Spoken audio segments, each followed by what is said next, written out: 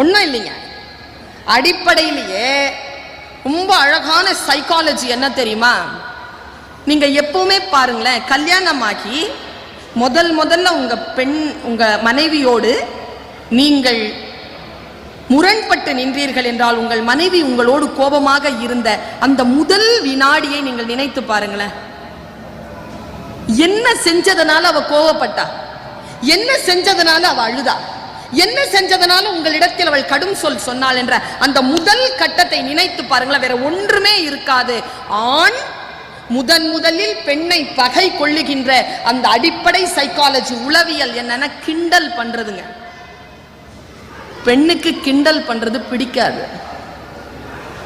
ஆண் தன்னுடைய மிக பலமான அந்த காரணத்தினால், பலசாலி என்கின்ற காரணத்தினால் பெண்ணை அப்படி சீண்டி போகிறான். தான் உருவத்திலே மிக சாதாரணமாக இருப்பதினால் அந்த சீண்டலை உள்வாங்கிக் கொண்டு அமைதியாக இருக்கிறாள். ஒன்று ஞாபகம் வைத்துக் கொண்டுங்கள், கிண்டலுக்கு இலக்கான பெண் தன்னை யார் கேலி செய்தார்களோ அவர்களுடைய வாய்ப்பு வருகின்ற பொழுது அந்த ஆணினுடைய வேரை, அந்த ஆணினுடைய வாழ்க்கையின் வேரை அசைத்து பார்ப்பாள். இது உண்மை. மந்தரை என்கின்ற சொல்லுக்கு என்ன பொருள் என்றால், மனதை கலக்குபவள் என்று பொருள். மனதை கலக்குபவள் மந்தரை. கூன் முதுகு அவளுக்கு, அதனால் கூனி என்று பெயர் வைத்திருக்கிறார்கள். கூனிக்கு அப்படி என்னங்க ராமன் மீது கோபம்? எப்பவுமே கம்பராமாயணத்தை பேசுகின்ற பொழுது ஏன் இளைஞர்கள் வருவதில்லை தெரியுமா? அவர்கள் வயதிற்கு ஏற்றது போல கருத்துக்களை சொல்லுவதற்கு ஆட்கள் இல்லை. சொல்லுகின்ற மொழியிலே அவர்களுக்கான மொழி இல்லை. கூனிக்கு நிகழ்ந்தது இது. ஒன்னும் இல்லைங்க. என்ன பெரிய தப்பு செஞ்சிட்டா கூனி? கூன் முதுகோட இருந்தா. ராமனுக்கு எது தெரியுமா விளையாட்டு? அவளுடைய கூன் முதுகுல மண்ணுருண்டைய வச்சு அடிப்பான். இது ஒரு விளையாட்டு ராமனுக்கு. மண்ணுருண்டையால அடிச்சானா ராமன் எவ்வளவு நாள் தான் பொறுத்துப்பா? அந்த கேலியும் அந்த கிண்டலையும் தாங்க முடியாத அந்த பெண் மனம் உள்ளுக்குள்ளே வக்கரத்தை வளர்த்து கொண்டது. தன்னை மண் உருண்டையால் அடித்தான் ராமன். அந்த வஞ்சத்தை மனதில் வைத்துக் கொண்ட கூனி அந்த ராமனுக்கு மண்ணே இல்லாமல் அடித்தாள். இதுதான் ராமாயணம் நமக்கு சொல்லுகின்ற செய்தி. யோசித்து பார்த்தால் இந்த அடிப்படை உளவியலை நமக்கு பெரியவர்கள் சொல்லி தந்திருக்கிறார்களா? பெண்ணிடத்தில் மரியாதையாக நடந்து கொள்ள வேண்டும். சரி, எல்லாத்திற்கும் ஒரு அளவு இருக்கா இல்லையா? அளவு கடந்தால் நஞ்சாகி போனாள் கைகேயி. அமிர்தமாகத்தான் இருந்தாள். பெண்மையினுடைய மிக நுட்பமான ஒரு இலக்கு, மிக நுட்பமான ஒரு ஸ்பெசிமன் காப்பியா நீங்க காட்டணும்னா கைகேயியை காட்டலாங்க. பெண்மைக்கு அடிப்படையில் ஒரு உதாரணத்தை காட்ட வேண்டும் என்றால் கம்பன் பாத்திரங்களிலேயே அற்புதமான ஒரு உதாரணமாக சான்று எடுத்து காட்டு கைகேயி. கைகேயி கிட்ட எப்பவுமே நம்ம பெண்கள் கிட்ட பார்க்கின்ற பொழுது சில குணங்கள் தெரியும். ரொம்ப அதீதமா இருக்கிறாங்கன்னு வச்சுக்கோங்களேன், கொஞ்சம் கவனமா இருக்கணும் அவங்க கிட்ட. ஏன்னா எந்த எக்ஸ்ட்ரீம்ல அவங்க ரொம்ப ஆர்வமா இருக்கிறாங்களோ அதற்கு எதிர்புறமான முனைக்கு அவர்களால் மிக எளிதாக சென்று சேர முடியும். ரொம்ப ஆழமான இந்த உளவியலை கைகேயின் வாயிலாக கம்பன் நிறுவுகிறான். கோசலைக்கும் கைகேயிக்கும் இருக்கக்கூடிய அடிப்படை வித்தியாசம் என்ன தெரியுமா? ஒன்னும் இல்லைங்க. கைகேயி முழுமையாக உணர்ச்சி வசப்பட்டவள். கோசலை அன்பும் அறிவும் கொண்டு இலங்கக்கூடிய ஒரு பெண். இதுதான் அடிப்படையில் அவங்க ரெண்டு பேருக்கும் வித்தியாசம். ஒரு காலமும் கோசலை பரதனை தன் மகன் என்று சொல்லவே இல்லை. ராமன் தன் மகன், பரதனும் என் பிள்ளைதான் என்று சொன்னாள். ராமனை விட பரதன் நல்லவன் என்று சொன்னாள். ஆனால் ராமனை விட பரதன் தான் எனக்கு மகன் என்று ஒரு நாளும் கோசலை சொன்னதில்லை. அடிக்கடி அப்படி சொல்லிக்கிட்டு இருந்தவ கைகேயி தான். பரதன் இல்லை என் மகன், ராமன் தான் என் மகன். இது முரண். முரண்பாட்டிற்குள் இருக்கக்கூடிய மனதை மிக சிறப்பான வகையிலே கிள்ளி எடுத்தால் வேறு ஒரு மூலைக்கு எடுத்துக்கொண்டு செல்லலாம் என்பதற்கான உளவியல் பாத்திரமாக நமக்கு முன்னால் நிற்கிறாள் கைகேயி.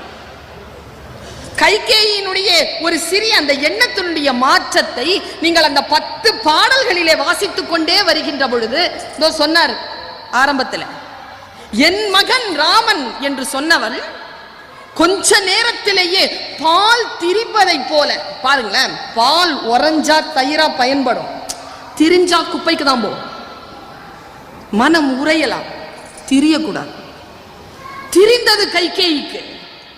பெண்மை என்கின்ற அந்த உச்ச நிலையிலே அந்த மனதை திரிய வைக்கக்கூடிய அந்த சூட்சமமான வரிகளை பிள்ளைகளுக்கும் இளைஞர்களுக்கும் சொல்லித்தார்கள். எந்த இடத்தில் பெண்மை திரிகிறது என்பதனை கம்பன் மிக அற்புதமான வரிகளில் எடுத்து காட்டிக்கொண்டே செல்கிறான். நாம் துச்சமாக மதிக்கக்கூடிய பல சாதாரணமான நிகழ்வுகள் நம்முடைய வாழ்க்கையில் ஆழங்காலிலே விஷவிருத்துக்களாக வளரக்கூடிய நிலை வந்து விடுகிறது. நமக்கு வந்ததற்கு பிறகுதான் ஞானம் வருகிறது.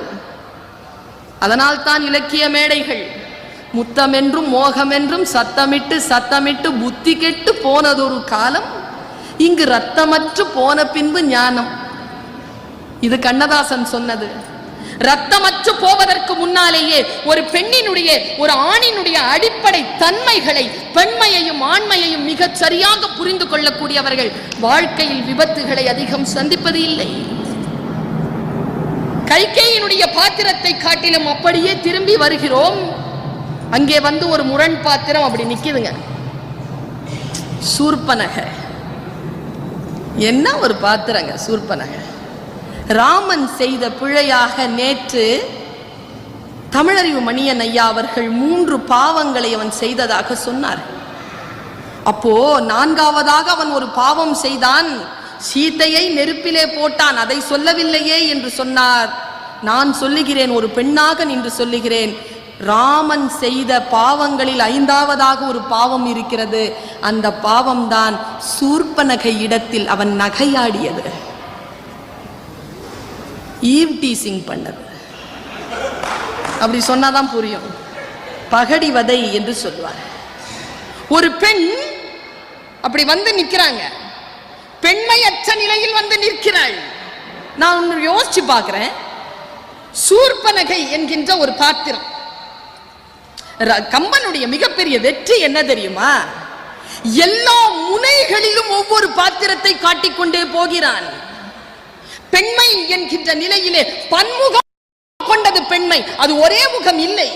அந்த பன்முகங்களிலே எந்தெந்த முகம் எல்லாம் இருந்தால் ஏற்றம் வரும், எந்த முகம் இருந்தால் வாழ்க்கையில் இழப்பு நேரிடும், வாழ்க்கை கீழ்நிலைக்கு தள்ளப்படும் என்பதனை ஒவ்வொரு முகங்களாக காட்டிக்கொண்டு போவது கம்பநாட்டாழ்வானுடைய மிகப்பெரிய வித்தை.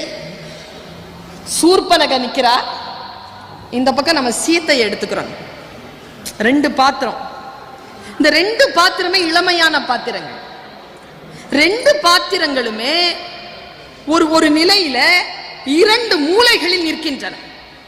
ஒன்னு அந்த மூலை, ஒன்னு இந்த மூலை. 2 மூலையில நிக்குது. 2ம் பெண் தான். என்ன தெரியுமா வித்தியாசம்? இதை சுகீசிவம் ஐயா அவர்கள் சொன்னார்கள்.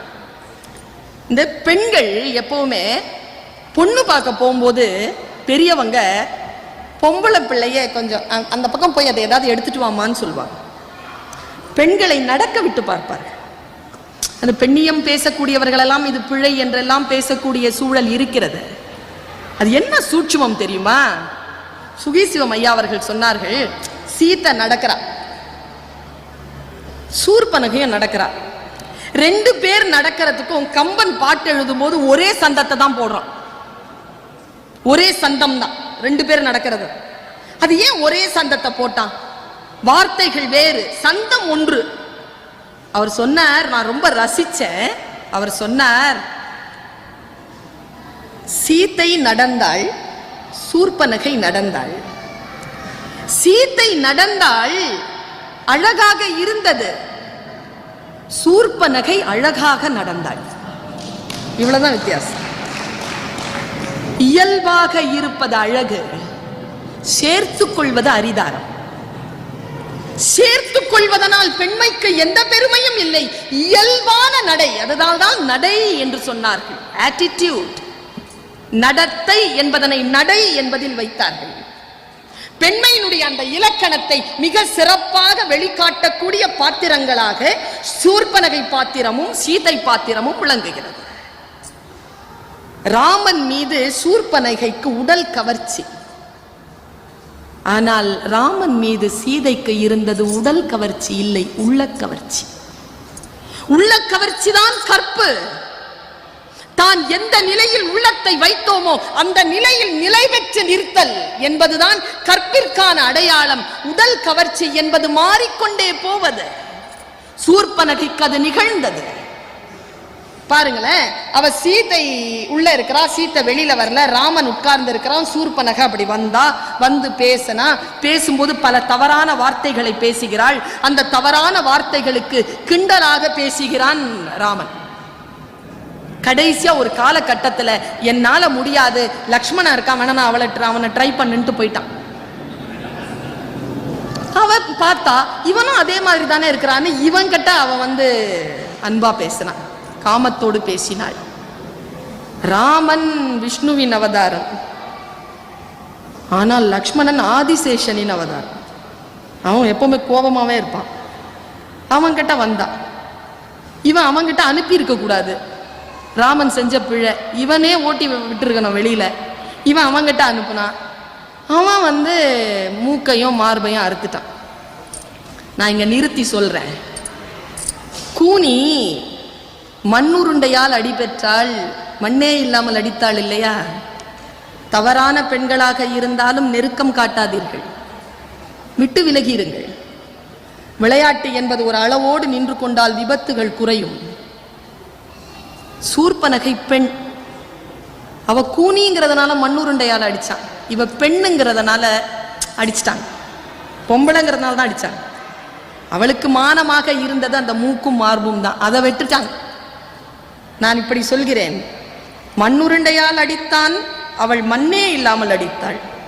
இவளை பெண் என்பதற்காக அடித்தார்கள், அவள் பெண்ணே இல்லாமல் அடித்தாள். பார்த்தீர்களா? ராமன் செய்த மிகப்பெரிய பிழை இதுதான். கம்பன் மிக சிறப்பான வகையில் அந்த பெண் என்கின்ற பாத்திரத்தை, பெண்மையை அந்த பெண்களுடைய பாத்திரத்திற்கு ஊடாக நெருப்பாக பயன்படுத்துகிறார். நெருப்பு, சில நெருப்பு நம்மை வாழ வைக்கும், சில நெருப்பு நம்மை கொல்லும். அந்த கனல், அந்த அக்கினி, அந்த நெருப்பு, அந்த நெருப்பாக வடித்துக் கொண்டே செல்லக்கூடிய சூழ்நிலையில் இந்த முரண் பாத்திரங்களை நாம் பார்க்கிறோம். ரொம்ப ஆச்சரியமாக, ஒரு பெண் என்றால் பெண்மைக்கான இலக்கணம் எது? வள்ளுவத்தை இலக்கிய சுடர்த்தார் ராமலிங்கம் அண்ணா அவர்கள் நேற்று பேசுகின்ற பொழுது, இந்த அளவுக்கு அப்ளிகேஷன் இருக்கக்கூடிய ஒரு இலக்கியத்தை நாம் ஏன் குழந்தைகளுக்கு சொல்லித் தருவதில்லை? நேற்று அண்ணா சொன்னார், 2 மார்க் கொடுக்கறானுங்க, 20 குறளை படிக்க சொல்லி 2 மார்க் கொடுக்கறானுங்க, அதை சாய்ஸ்ல விடுறீங்கன்னு சொன்னீங்கல்ல. நான் சொல்றேன் ஏன் சாய்ஸ்ல விடுறாங்கன்னு. எப்படியும் தமிழ் வாத்தி 100 மார்க் போட மாட்டான், அந்த 2 மார்க் இதுல கழியட்டுமே தான் விடுறாங்க. படிக்கவே மாட்டேங்கிறோம் நாம. உண்மையில் நேற்று அவர் சொன்னது சத்தியம். ஒற்றை குறள் போதும் நம்முடைய வாழ்க்கை முழுமையான, நம்முடைய வாழ்க்கை ஜன்ம சாபல்யம் அடைவதற்கு ஒற்றை குறள் போதும்.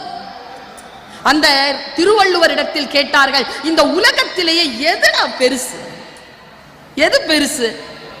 எது பெருசு தெரியுமா? பெண் தான் பெரியவர்.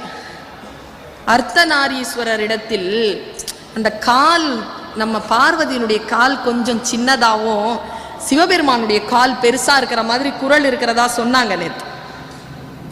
ஆனால் வள்ளுவன் சொல்லுகிறான், இந்த உலகத்திலேயே பெருசு எது தெரியுமா? அவ்வை கிட்ட கேட்டாங்க எது பெருசு, அவ்வை பாட்டி கிட்ட கேட்டாங்க எதுமா பெருசு உலகத்திலேயே? உலகம் தான் பெருசு. பெரிது பெரிது புவனம் பெரிது, அப்படியா? இல்ல, புவனமோ நான்முகன் படைப்பு. நான்முகன் திருமால் உந்தையில் பிறந்தோன், திருமால் அலைக்கடல் துயின்றோன், அலைக்கடல் சிறுமுனி கலசத்துள்ளடக்கம், சிறுமுனி கலசமோ புவியில் சிறுமண், புவியோ அரவினுக்கு ஒரு தலைபாரம், அரவு உமையவள் சிறுவிரல் மோதிரம், உமையவள் ஈசன் உள்ளடக்கம், ஈசன் தொண்டர் உள்ளடக்கம். தொண்டரின் பெருமையை சொல்ல வேண்டுமோன்னா இப்ப பாரதிதாசன் தான் பெரியவர் அப்படி சொல்லலாம். தொண்டு ரொம்ப பெருசு. ஆனால் வள்ளுவனிடத்தில் கேட்டால் பெருசு எது தெரியுமா? உலகத்திலேயே இந்த பிரபஞ்சத்திலேயே ரொம்ப பெருசு எதுனா பெண். பெண்ணின் பெருந்தக்க யாவுல. இந்த உலகத்திலேயே பெண்மையை விட பெருசு வேற எதுவுமே இல்லடா. ஏன் தெரியுமா? கற்பெனும் திண்மை உண்டாக பெறின் என்று முடித்தான். கற்பு என்கின்ற அந்த நிலை எத்தனையோ வார்த்தைகளை சொன்னாலும் கூட கற்பு என்பதற்கு முழுமையான அந்த மரபு சொல்லுக்கு முழுமையான விளக்கம் என்பது வள்ளுவனை போல வேறு யாருமே சொல்லவில்லை. கற்பு என்பதற்கு முழுமையான விளக்கம் திண்மை, திண்மை, திட்பம், அந்த வலிமை, பெண்ணிற்கான அந்த வலிமை, அந்த கம்பீரம். நீங்க பாருங்களேன், வள்ளுவன் ரொம்ப நீட்டா சொல்ற. நான் ரொம்ப பெருமைப்படுறேங்க நான் பெண்ணா பிறந்ததுக்கு. ஏன் தெரியுமா? சீத்தை பெண்ணா பிறந்தா பாருங்க. சீத்தை பெண் இல்லையா? சீத்தை செஞ்ச ரொம்ப பெரிய காரியம் என்னங்க? ரொம்ப உயர்ந்த காரியம் என்ன தெரியுமா? எல்லாரும் சொல்லுவாங்க ஆண்கள் இந்த உலகத்தை பராமரிப்பவர்கள், பெண்கள் பரிமாறக்கூடியவர்கள். இந்த பெண் தான் பெரியவ அப்படிங்கிறதுக்கு சீத்தை தன்னுடைய மென்மையான போக்கினாலேயே அந்த வாழ்க்கையை நகர்த்தி கொண்டு போறா பாருங்க. ராமனுடைய அத்தனை பெருமைகளையும் காத்தவள் சீதா பிராட்டி. அந்த சீதா மட்டும் இல்லைன்னு வச்சுக்கோங்களேன், ஒண்ணுமே கிடையாது.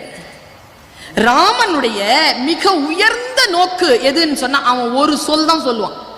ஒரு சொல், ஒரே வில், ஒரு இல். ஒரு சொல், ஒரு வில், ஒரு இல். இந்த மூணையும் காப்பாத்தனவ சீதா. இந்த பெண்மை என்கின்ற உயர்ந்த இலக்கினால், அந்த கம்பீரத்தினால் ராமனுடைய வில்லாற்றலையும் ராமனுடைய சொல்லாற்றலையும் ராமனுடைய இல்லறத்தையும் மிக சிறப்பாக காப்பாற்றிக் கொண்டு சென்றதனால் தான் ராமன் தன் தந்தை பெயரையும் தன் தாய் பெயரையும் தனக்கு முன்னால் போட்டுக்கொண்டது போல தன் மனைவியின் பெயரையும் தனக்கு முன்னால் போட்டுக்கொண்டு ஆடவர் உலகத்திற்கே புதிய மரபை காட்டினான். சீதாராமன், ஜானகி ராமன். எந்த ஒரு பெண்ணுக்கும் கணவனுக்கோ அப்பாவுக்கோ அந்த பெயர் இல்லாமல் ராமன் என்கின்ற பெயர் பெண் குழந்தைகளுக்கு வைப்பதில்லை. ஆனால் ஆண் குழந்தைகளுக்கு சீதாராமன், ஜானகி ராமன், லக்ஷ்மி நாராயணன் என்று அந்த மனைவியின் பெயரையும் சீதாவினுடைய பெயரையும் ஜானகியினுடைய பெயரையும் சேர்த்து வைக்கக்கூடிய மரபு எப்படி வந்தது? புகழ் புரிந்த இலோர்க்கு இல்லை இகழ்வார் முன் ஏறுபோல் பீடு நடை என்றானே. ராமன் ஏறுபோல் பீடு நடையை போடுவதற்கு சீதா பிராட்டி அந்த இல்லறத்தை காப்பாற்றினாள் இல்லையா? அதுதான். சீதா ரொம்ப சின்ன பிள்ளைங்க. ராமனே சின்ன பிள்ளை, சீதா அதை விட சின்ன பிள்ளை, ரொம்ப குறைஞ்ச வயசு. ரெண்டு பேருக்கும் இவ்வளவு பெரிய அனுபவங்களை அவர்கள் அடைகின்ற பொழுது அவர்களுடைய வயதை பார்க்கக்கூடிய நிலையிலே ராமனுக்கு ஒரு 24, 25 வயசு, சீதாக்கு ஒரு 18, 20 வயசு, அவ்வளவுதாங்க. அத்தனை துன்பங்களையும் சகித்தார்கள், அத்தனை நிலையையும் கடந்தார்கள் என்றால் அந்த பெண்மை என்கின்ற அந்த இலக்கணத்தினுடைய உச்ச நிலையில் கொண்டு போய் உட்கார்ந்து இருந்தால் சீதா பிராட்டி. அந்த சீதையினுடைய மிக உச்சமான நிலை ஒன்னால ஒரு சிறிய சூழல் வருகிறது. உட்கார்ந்துருக்கா, அனுமன் வரான். அண்ணா நல்லா சொன்னார், சீதா அப்படின்னு இறங்கல, அனுமன் ராமா என்று சொல்லிதான் இறங்கினான். ராமா என்று சொல்லி இறங்கக்கூடிய அந்த அனுமனை பார்க்கிறாள் சீதா. அனுமன் வேகமாக பேசக்கூடியவன், அவன் சொல்லின் செல்வன். நான் இந்த இடத்துல வியந்து பார்க்கிறேன், ஒரு பெண் எப்படி அதை ரியாக்ட் பண்ணியிருப்பா. சீதா உட்கார்ந்துருக்கா, அனுமன் வராங்க, வந்து சொல்றான், அம்மா ரொம்ப ஆபத்தான சூழ்நிலையில இருக்கிற, நான் ஊரெல்லாம் பார்த்துட்டு வந்துட்டேன், நீ வா என் தோள் மேல உட்காந்துக்க, நான் உன்னை கூட்டிட்டு போயிடுறேன், ராமன் கிட்ட தான் நான் வந்திருக்கேன்னு கனையாழியை காட்டினான். சீதா பார்த்தா, சிரிச்சா. சிரிச்சு சொன்னா, ஏ அனுமனே, நான் இங்க உட்கார்ந்துட்டு இருக்கிறேன்னு நினைச்சியே, நான் ஏன் உட்கார்ந்துருக்கிறேன்னு நினைக்கிற? ஏன் உட்கார்ந்துருந்தேனா? நான் நினைச்சு பார்த்தேன், நம்மளுக்கு லிஃப்ட் யாராவது கொடுத்தாங்கன்னா வரீங்களா? அதுவும் குஷன் லிஃப்ட். அனுமன் பயங்கரமா பறந்து வேற, ஃப்ளைட் வேற, குஷன் இதில் ஃப்ளைட்டில் போகிறதுனா டக்குன்னு ஐயோ எதுக்கு இந்த சூழல், நம்ம ராமன் கிட்ட போயிடலான்னு ஓடி தான் போயிருப்பாங்க எல்லாரும். சீத்தை உட்கார்ந்துருந்தாங்க. அதுதான் பெண்ணின் பெருந்தக்க யாவுல அப்படிங்கிறது. இந்த பெண் பெரியவள் அப்படின்று காட்டுவதற்கான வாய்ப்புகள் சூழல் வாழ்க்கையில் வருகின்ற பொழுது அந்த வாய்ப்புகளை தவற விடாமல் தன் பெண்மையை நின்று நிலை காட்டக்கூடியவர்கள் தான் உலகத்தில் சரித்திரமாக போற்றப்படுகிறார்கள், மற்றவர்கள் பின்பற்றக்கூடிய வகையில் வாழ்கிறார்கள் என்பதற்கு சீதா பிராட்டி ஒரு உதாரணம். வந்து கேட்கிறான், வாமா போலாம். சீதை சிரிச்சுக்கிட்டே சொன்னா, அனுமனே நீ என்ன நினைக்கிற, என்ன நான் ஏன் இங்க உட்கார்ந்து இருக்கிறேன்னு நினைக்கிற? சொல் இருக்குல்ல, என்னுடைய ஒரு சொல் போதும். இந்த உலகம் மட்டும் இல்ல, இந்த உலகத்திற்கு அப்பாற்பட்ட எல்லா பிரபஞ்சங்களையும், எல்லை நீத்த உலகம் எல்லாத்தையும் என் சொல்லினால் சுடுவேன். தெரியுமா உனக்கு? சொல்லு சொன்னாலே சுற்றுவோம். ஆனா ஏன் உட்கார்ந்து இருக்கிறேன்னா, என் ஹஸ்பண்ட் இருக்காருல்ல மிஸ்டர் ராம், என்னுடைய கணவர் ராமன், தசரத ராமன், கோதண்ட ராமன், அவனுடைய வில் இருக்கு இல்லையா, கோதண்டம், அந்த வில்லினுடைய ஆற்றலுக்கு மாசு வந்துரும். மனைவி அடுத்தவன் பறித்து கொண்டு போனான், இவன் வில்லாற்றல் சிறந்தவனாக இருந்தாலும் தன் வில்லினுடைய வலிமையால் அந்த பெண்ணை கூப்பிட்டு கொண்டு வரவில்லை, அந்த பெண் தானாக வந்து சேர்ந்தாள் என்றால் என்னுடைய கணவனின் வில்லின் ஆற்றலுக்கு மாசு ஏற்படும் என்பதற்காக உட்கார்ந்திருக்கிறேன். எல்லை நீத்த இவ்வுலகம் யாவையும் சொல்லினால் சுடுவேன், தூயவன் வில்லின் ஆற்றலுக்கு மாசு என்று வீசினேன் என்று சொல்லிவிட்டு போனவள் சீதை. அதனால் காப்பாற்றினாள், ராமனுடைய வில்லறத்தை காத்தாள். சொல் அறம், ராமனுடைய சொல் அறத்தை காத்தாள். பெண்ணிற்கான மிகப்பெரிய விளக்கம் எது தெரியுமா?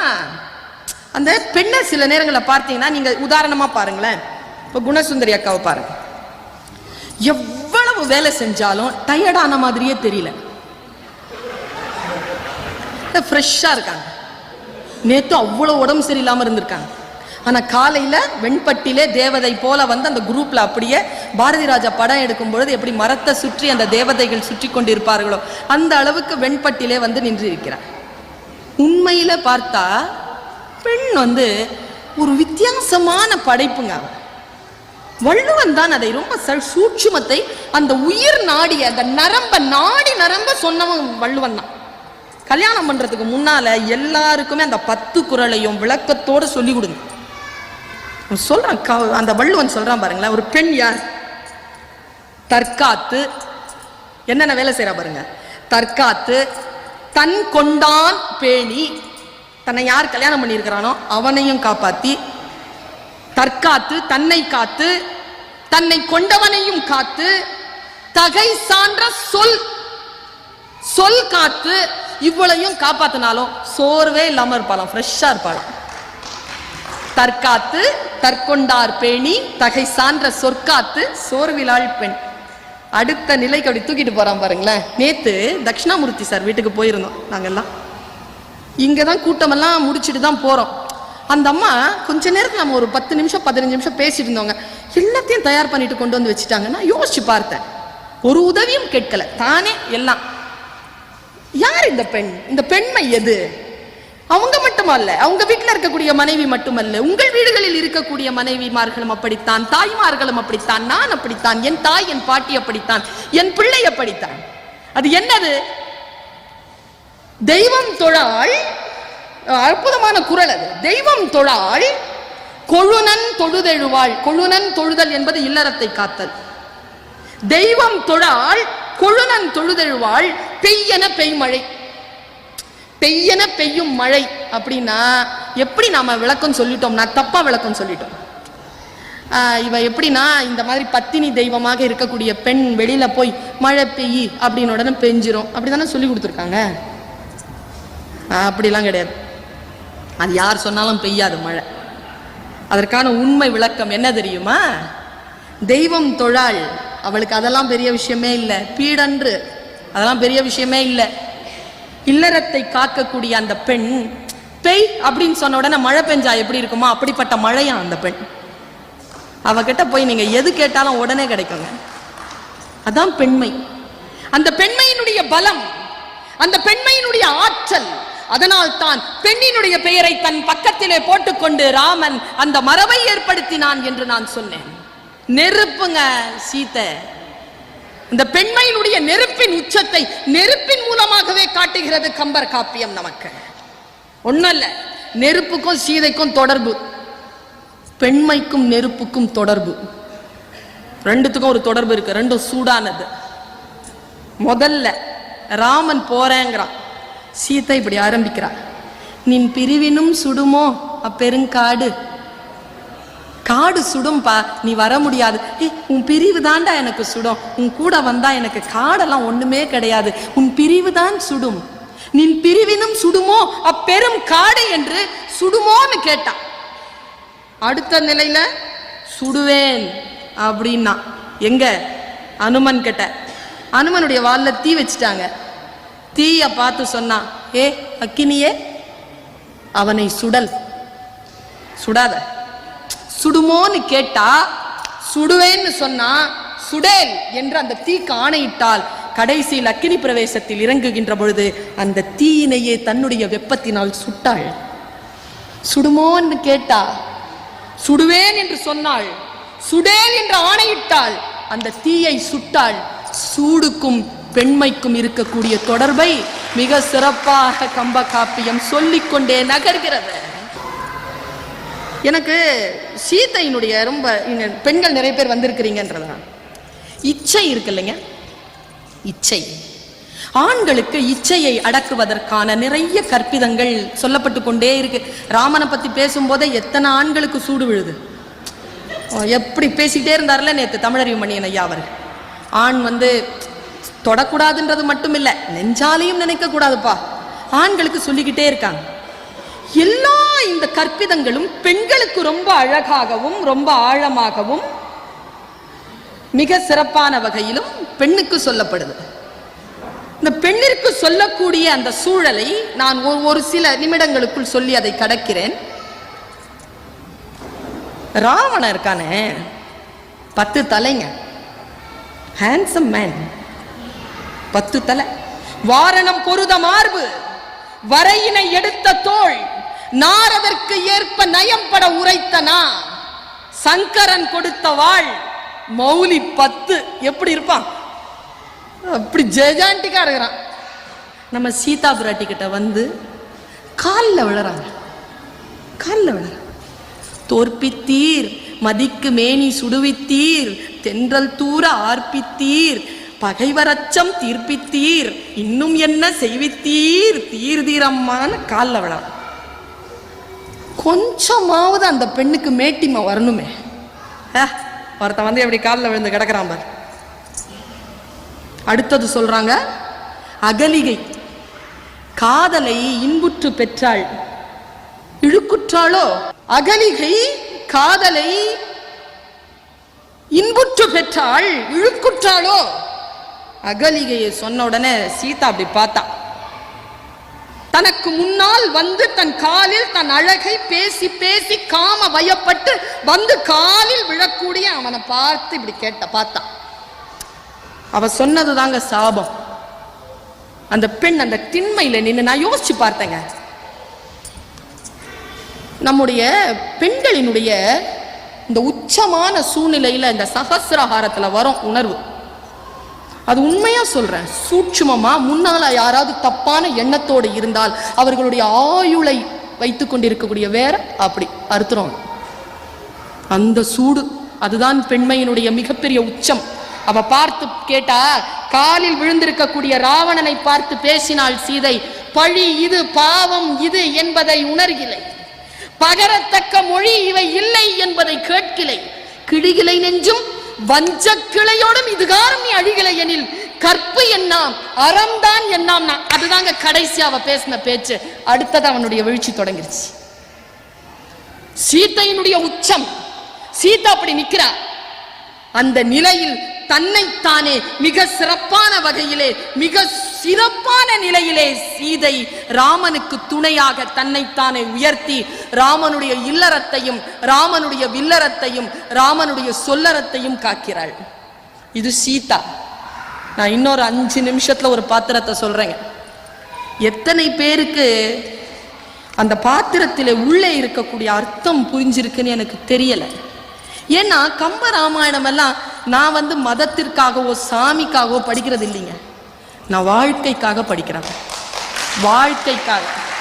ஒவ்வொரு பாத்திரங்களும் நமக்கு வாழ்க்கைக்கு வழிகாட்டக்கூடிய பாத்திரங்கள். நான் வியந்து பார்க்கிற ஒரு பாத்திரம் எது தெரியுமா?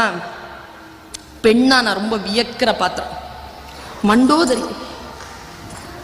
மண்டோதரிங்க அந்த ஒரு பெரிய ஆம்பளைக்கு பொண்டாட்டியா சேர்ந்தா. ஒரு தலை இருக்கிறவனுக்கு கல்யாணம் பண்ணாலே அவன் நடு ரோட்ல நிக்கிறான். இவனுக்கு 10 தலை. ஒரு அன்பான வார்த்தையும் பேசல. சீதை பத்தி என்னைக்கு அந்த கேட்ட நங்கைய அவன் மறக்கலையே, அன்னிலேருந்து அவன் புருஷன் அவன்கிட்ட இல்லை. ஆனா மண்டோதரி பாருங்களேன், இந்த இடத்துல நான் சொல்லி நிறுத்துறேன். கண்ணகி இருக்கால, அவ இந்த சின்ன பிள்ளை தானே. அவளுக்கும் 24 வயசு தாங்க. மதுரை எரிக்கும் போது புருஷன் இல்லாம போகும்போது, கல்யாணம் பண்ணும்போது 12 வயசு, 12 வயசுல போயிட்டான். 24 வயசுல தான் வந்தான். ஒரு 2 மாசம் கூட இல்ல போயிட்டான். இதாங்க கண்ணகி. கண்ணகிக்கு எதுங்க கொடுத்துச்சு தைரியம்? பெட்பு. தன் கணவன் மீது வைத்திருந்த அந்த பெரு விருப்பம் இருக்குல்ல, அதாங்க தைரியம். ஒரு பெண்ணிற்கான அடிப்படைங்க. நீங்க என்ன நினைக்கிறீங்க? கோவலனை கொன்றது எது? கோவலனுடைய தீவினையா ஊழ்வினையா? கிடையாது. கோவலனை கொன்றது கோவலனின் தீவினை கிடையாது. கோவலனை கொன்றது கண்ணகியின் நேர்மை. ராவணனை கொன்றது ராவணனின் தீவினை கிடையாது. ராவணனை சாய்த்தது மண்டோதரியின் கற்பு. மண்டோதரி கற்பின் கனலையா அப்படி நிக்கிறாங்க. அவ அப்படி படுத்து நிக்கிறா. அனுமன் பார்த்தான், சீதை அப்படின்னு இறங்கிட்டான், லேண்ட் ஆயிட்டான். கீழே லேண்ட் ஆயிட்டான். இது சீதையா தான் இருக்கணும்னு. ஒரே ஒரு வித்தியாசத்துல தான் இந்த சீத்தை இல்லைன்னு சொன்னா. என்னன்னா, இவ்வளவு நிம்மதியா தூங்கி இருக்க மாட்டான் சீத்தை. அதனால இவ சீத்தை இல்லை. மண்டோதரியை சீத்தை என்று நினைத்தான் அனுமன். அந்த பெண்மைங்கிறது இந்த பாருங்களேன், எல்லாரும் சொல்லுவாங்க தாயா தாரமான்னு கேட்பாங்கல்ல. இந்த பெண்மையில 2 விதம் இருக்குங்க. அவ பல டைமென்ஷன் எடுத்துக்கிட்டே வருவா. அம்மா, மனைவி, மகள், தங்கை, தோழி, காதலி, இப்படி நிறைய முகங்கள் இருக்கு அவகிட்ட. என்ன கேட்டீங்கன்னா, எல்லா இடங்களிலும் ஒவ்வொரு சக்தி நிலை வேலை செஞ்சுக்கிட்டே இருக்கும். கம்பன் காப்பியத்தை செலுத்துவதற்கு பல்வேறு பாத்திரங்களை கையில் எடுக்கிறான். ஆண் பெண் என்கின்ற 2 பாத்திரங்களை கையில் எடுக்கின்ற பொழுது, கதையை செலுத்தக்கூடிய ஸ்தூல பாத்திரங்களாக ஆண் பாத்திரங்களையும் சூட்சும பாத்திரங்களாக பெண் பாத்திரங்களையும் கம்பன் கையில் எடுக்கிறான். பெண்மை சூட்சுமமானதுதான். ஆண் எப்பொழுதும் ஸ்தூலமானவன் தான். சூட்சுமமாக இயங்கக்கூடிய ரகசியம்தான் பெண்ணினுடைய மனதை கண்டுபிடிக்கவே முடியவில்லை என்று எழுத்தாளர்கள் புலம்புகின்ற புலம்பலுக்கு பின்னால் இருக்கக்கூடிய ஆழமான ரகசியம். எது பெண்மை? இந்த பெண் தன்மைக்கான ரகசியம் எது? கம்பன் 10,000 பாடல்களை எழுதுகிறான். 10,000 பாடல்களிலும் ஒவ்வொரு பாத்திரத்தை அவன் படைக்கின்ற பொழுதிலும் கூட ஒரு தேர்ந்த சிற்பி ஒரு கல்லில் இருந்து ஒரு சிலையை எடுப்பது போல ஒவ்வொரு பாத்திரங்களையும் கடைந்து கடைந்துதான் அந்த சிற்பியான கம்பன் அந்த பாத்திரங்களான சிலையை வடிக்கிறார். ஒன்று நினைவில் கொள்ளுங்கள் பெரியோர்களே, கம்பனுடைய பாத்திரங்களை முழுமையாக நீங்கள் உள்வாங்கிக் கொண்டால் பெண்ணினுடைய மனம் மிக ஆழமானது என்கின்ற நிலையை விட்டு உங்களால் சில தெளிவான பார்வைகளுக்கு நகர்ந்து போக முடியும். இந்த பெண்மை என்கின்ற நிலையில் அத்தனை கூர்மையான பகுதிகளையும் ஒவ்வொரு பாத்திரத்தின் மூலமாக அந்த பெண் தன்மையை வெளிச்சம் போட்டு காட்டக்கூடிய முயற்சியில் கம்பன் வெற்றி பெறுகிறான். ரொம்ப பயமா இருக்கிற பாத்திரம் எது? நான் முதல்ல அந்த காப்பியத்தை அப்படி ஓபன் பண்ணும் பொழுது நம்மள ரொம்ப பயமுறுத்துற ஒரு பாத்திரம் தாடகை. கையிலே அம்பு வைத்துக் கொண்டு நிற்கிறான் ராமன். கையிலே அம்பு வைத்துக் கொண்டு நிற்கக்கூடிய ராமனை பார்த்து விஸ்வாமித்திரர் சொல்கிறார், ராமா, அம்பை விடுத்து தாடகையை கொல். ஆனால் ராமனால் அம்பை விட முடியவில்லை. ராமனுடைய மனதிலே மிகப்பெரிய ஒரு மன தடை வந்து நிற்கிறது. என்னதான் இருந்தாலும் பெண் இல்லையா? பெண்ணை எப்படி கொலை செய்யறது?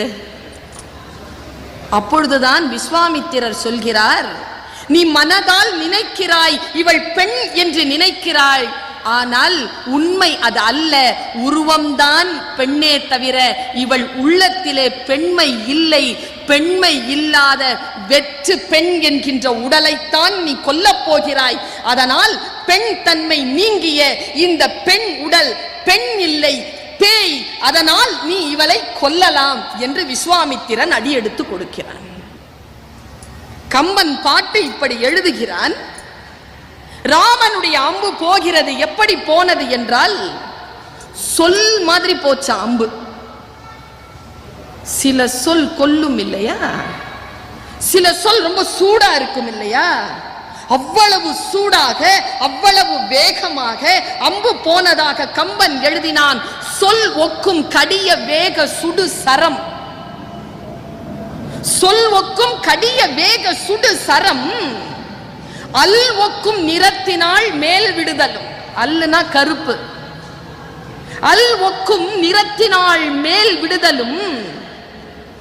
கல் ஒக்கும் வைரக்குன்ற நெஞ்சில் தாங்காது அப்புறம் கழன்று கல்லா புல்லோர்க்கு நல்லோர் சொன்ன பொருள் என போயிற்றன்றே என்று எழுதினான் கம்பன்.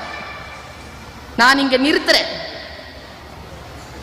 தாடகையின் வதம் நிகழக்கூடிய இந்த நிலையில் பெண்மை என்கின்ற அந்த உச்ச நிலையை கொண்டு கம்பன் தன் சூத்திரத்திற்கான அந்த சூட்சுமத்தை இயக்குகிறான். பாருங்கள், பெண்மை நீங்கிய அந்த பெண்ணினுடைய உடல் அந்த ராம பானத்திற்கு இலக்காகுகிறது. உடலை கடந்து அம்பு போனது. ஆனால் கம்பன் உடல் என்று சொல்லவில்லை, நெஞ்சு என்று சொன்னான். நெஞ்சு என்றும் எப்படி சொன்னான் என்றால் கல்வொக்கும் நெஞ்சு என்று சொன்னான். பெண்மை நீங்கிய பெண் உடலில் இருக்கும் நெஞ்சம் கல் ஒத்தது, கல் போன்று இருந்தது என்றார். நான் இங்க சூட்சுமத்தை சொல்கிறேன்.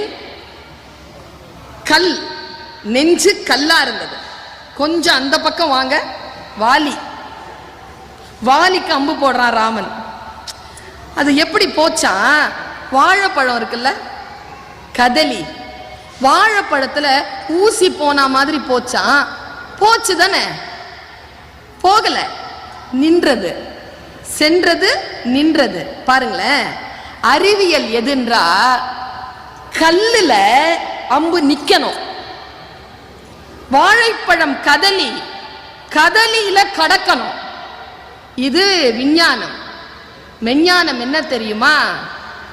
கல்லுல கடந்துரும், கதலியில நின்னுடும்.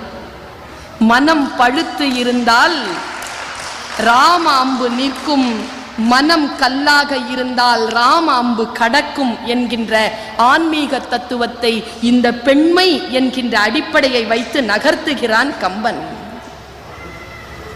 நான் யோசித்து பார்க்கிறேன், பெண்ணிடத்தில் இல்லாத குணம், இருக்கக்கூடாத குணம் எது? அன்பற்ற நிலை, உணர்வற்ற நிலை, அறிவற்ற நிலை. அன்பும் உணர்வோடு கலந்து அறிவும் மிக சிறப்பாக வேலை செய்யக்கூடிய அந்த உன்னதத்தில் எந்த ஒரு பெண்மை மிளர்கிறதோ அந்த பெண்மைக்கு ஏற்றம் தந்திருக்கக்கூடிய காப்பியமாக கம்ப காப்பியம் விளங்குகிறது. என்னுடைய உச்சம் வேலை செய்யற இடம் எது தெரியுமா? அந்த மனைவியா இருக்கிற அந்த தருணம் தான் ரொம்ப உச்சமான நிலை. எங்க அம்மா கூட கேட்டாங்க, அம்மா தான் பெரியவ, என்ன மனைவி பெரியவங்கிற நீ? நான் சொன்னேன், இப்போ உங்க பையனுக்கு உடம்பு சரியில்லை, உங்க புருஷனுக்கு உடம்பு சரியில்லை, நீங்க யாரை பார்ப்பீங்கன்னு கேட்டேன். பையனுக்கு தான் கல்யாணம் ஆயிடுச்சே, அவன் பொண்டாட்டி பார்த்துப்பா, என் புருஷனுக்கு வேற யாருக்கா, நான் எங்க அப்பா உங்க அப்பாவை தான் பார்ப்பேன் நாங்கள் அம்மா. அதான் உண்மை. தாலி கொடிக்காக 1000 தொப்புள் கொடிகளை தியாகம் செய்வாங்க பெண். அது பெண்மையினுடைய உச்சம். இந்திரஜித்தன் செத்து கிடக்குறான். இந்திரஜித்தனை பார்க்குறான் அந்த தாய். பார்த்து ஐயோ மகனே அப்படியே வந்து விழுந்தாலாம். மேல எப்படி விழுந்தானா, ஒரு மலை இருந்தது, அந்த மலையில ஒரு மயில் வந்து மோதுற மாதிரி மோதி விழுந்தாலாம் கீழே. விழுந்து பையனை பத்தி தானே பாடணும், பையனை பத்தி சொல்லிட்டான்.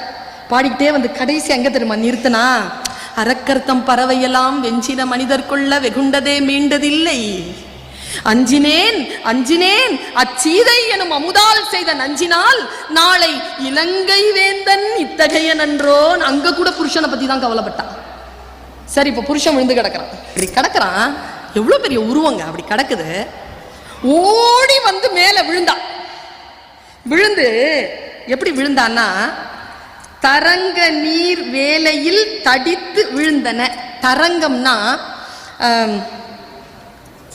மின்னல், கடல், நீர்வேல். அந்த நீர்ல தரங்கம்னா கடல்.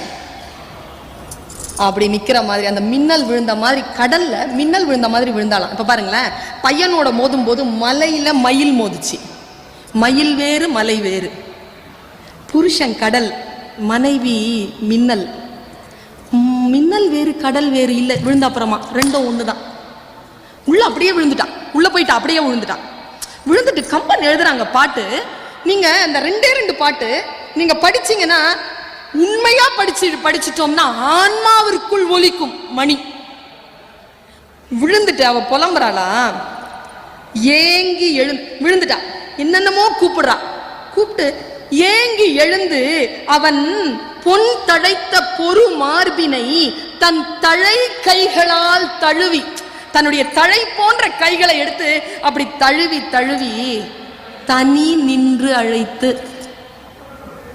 புருஷன் விழுந்திருக்கான், என்ன சொன்னாலும் எந்திரிக்க மாட்டேங்கிறான். என்ன சொன்னா எந்திரிப்பான் இவன்? என்னென்னமோ சொல்லி பார்த்துதான் எந்திரிக்க மாட்டேங்கிறான். தனிமையில் இருக்கின்ற பொழுது கணவனுக்கும் மனைவிக்கும் மட்டுமே தெரிந்த ஒரு சில விழிகள் இருக்குல்ல, மனைவி கணவனையும் கணவன் மனைவியையும் அழைத்து கொள்ளுகின்ற விழி. தனிமையில் தான் தன் கணவனை அழைக்கின்ற அந்த பெயர் சொல்லி அழைத்தாளாம். கீழே விழும்பொழுது தனி நின்று அழைத்து உயிர்த்தாள், உயிர் நீங்கினாள். அவ்வளவுதான். அந்த நிக்நேமை கூப்பிட்டுட்டு செத்துட்டாங்க. அவ புலம்புற அந்த பாடல்கள் எல்லாம் நீங்க படிச்சீங்கன்னா, அது ஒப்பாரிக்குன்னே கம்பனுக்கு தனி டாக்டரேட்டே கொடுக்கலாம். தனி அந்த ஒவ்வொரு ஒப்பாரியும் எடுத்தீங்கன்னா, அதுல அந்த மண்டோதரி சொல்றதை நீங்க எல்லாருமே கேட்டிருப்பீங்க, 10 ஆண்டுகளாக கேட்டுக்கொண்டு இருக்கிறீர்கள். அவன் ரொம்ப அழகான ஒரு பாட்டு. அது பிரிச்சு பார்த்தீங்கன்னா அப்படியே காட்சியா விரியும். வெள்ளெருக்கன் சடைமுடியான் வெற்பெடுத்த திருமேனி. அந்த வெள்ளெருக்கன் சடைமுடியானுடைய மலையை எடுத்த அந்த திருமேனி மேலும் கீழும் எள்ளிருக்கும் இடமின்றி உயிர் இருக்கும் இடம் நாடி இழைத்தவாரோ. ராமனுடைய அம்பு எல்லாத்தையும் தொலைச்சிருச்சான் போய். எப்படி எழுதுறான் பாருங்க.